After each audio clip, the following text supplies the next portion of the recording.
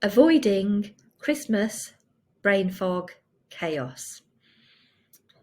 My name's Tracy Montgomery and I talk about all things menopause, midlife and all that goes with it. We're going to talk today about Christmas. It's not too far away. And how we can become organised when we've got that brain fog telling us otherwise.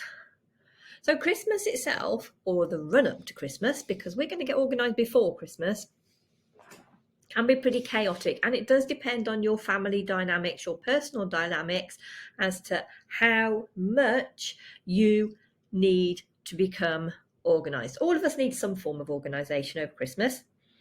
So let's start with the easy things. Let's start with the fact that Christmas itself can be chaotic. We know that. We're old enough to know that.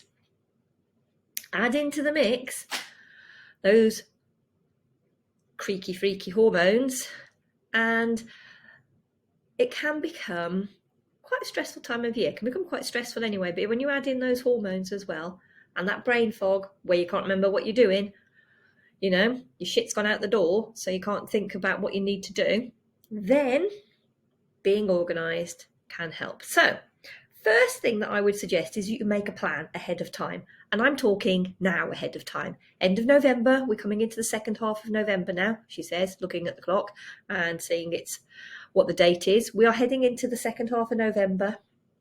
So now, end of November, beginning of December is when you want to make a plan. Realistically, we want to plan out the weeks in advance. So this time of year now, set aside a morning, a couple of hours, a cup of coffee, nice chocolates maybe, and start planning. Plan the important things. So the important things are going to be gifts, if you give gifts, Christmas cards, Christmas decorating, Christmas foods. Christmas food is always a high priority, isn't it? So plan out who you're going to put on your Christmas card list. Now, I have solved that problem. I don't send Christmas cards. Not that I don't like Christmas. It's not like I don't like the festive cheer. What I don't like is after Christmas when you have this big, huge pile of Christmas cards that you're never going to use again. Okay, I know some people that put them away, rip them up, make them into gift tags. But nowadays, some of those cards can't be made into gift tags. So rather than put them in the recycling, where some of them can't go because they've got that blooming glitter on them or plastic on the top of them, dispel it all. No, I'm not bar humbug. I just don't see the point. So I don't send Christmas cards. If I get Christmas cards, it's like, yoo-hoo! But I don't personally send them. So the first thing I would suggest that you do is make a list of who you're going to send cards to. Prioritise those in other countries because there will be postage cut-off dates. And as usual, in the run-up to Christmas, it gets really chaotic. So make sure that you have planned out the people who are living abroad who need to get their cards, their gifts, first. Prioritise those. Next, your Christmas gift giving list. So make a list of who you need. Family, your kids, grandkids, extended family, those people that you actually need to get gifts for. Now, this is another I don't. God, I'm sounding right hot bar humbug here. But my adult friends, we don't do gifts anymore. Rather than do gifts, we do a gathering. So we all get together, we have a Christmas lunch or a coffee, cake, not necessarily Christmas cake, but we have a get together rather than giving each other gifts. So that means that we take away the pressure of what we're going to get for so-and-so because last year we got them such and such. Instead, we do have a little bit of pressure as to where we're going to go and make sure that all of us like where we're going to go. But you get more than one because I've got more than one set of friends and I'm sure you've got more than one set of friends. So we go out to lots of different places. It's quite a fun way of doing Christmas. Christmas decorating.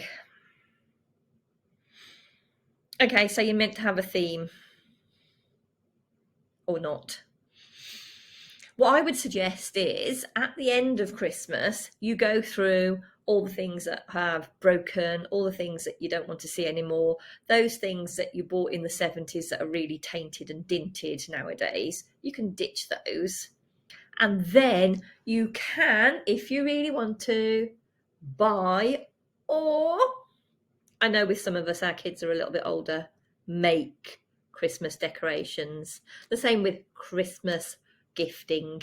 If it's to family and close friends, homemade, handmade is always much more appreciated. But I know as the kids get older, maybe when the grandkids come along, you could do handmade gifts. Now, things like a Christmas cake, always useful.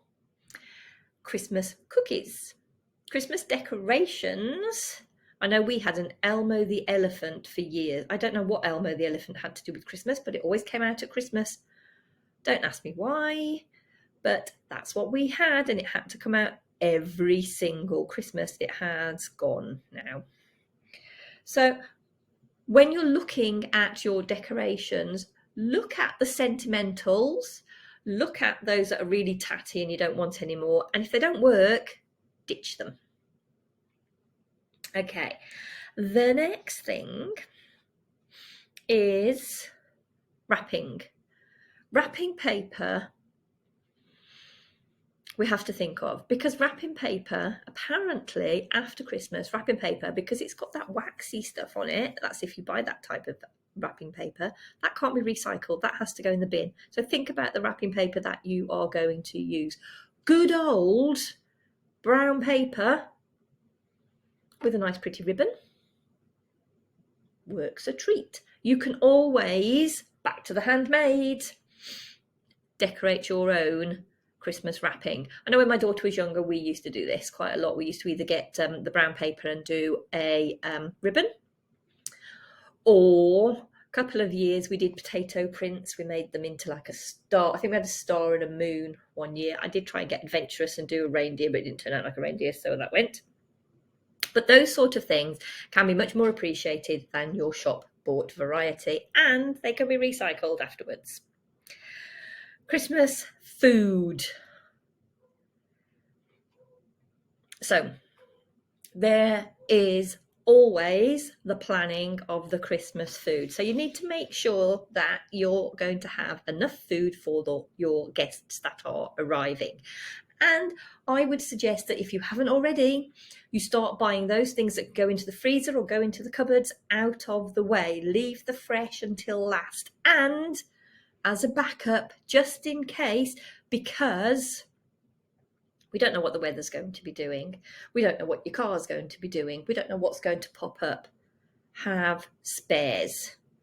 So I often have things like frozen potatoes ready just in case, frozen parsnips, that sort of thing, that just if it does happen to happen, you've got spares.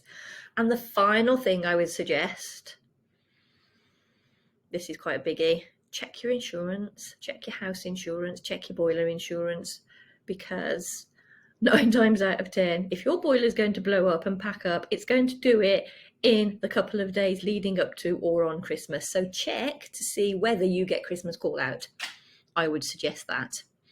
And one more thing that I've just thought of.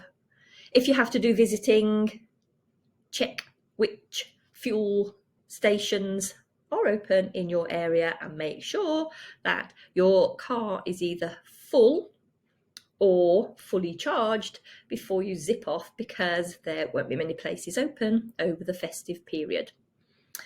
So those should help with the Christmas chaos and that brain fog that's going to overwhelm you at some point and tell you that you can't do things. So for more tips and tricks on how to find your way with ease through this menopause transition, then take a look at the links below and come over and join me in my group, Menopause, Midlife, and all the. Speak to you soon. Bye for now.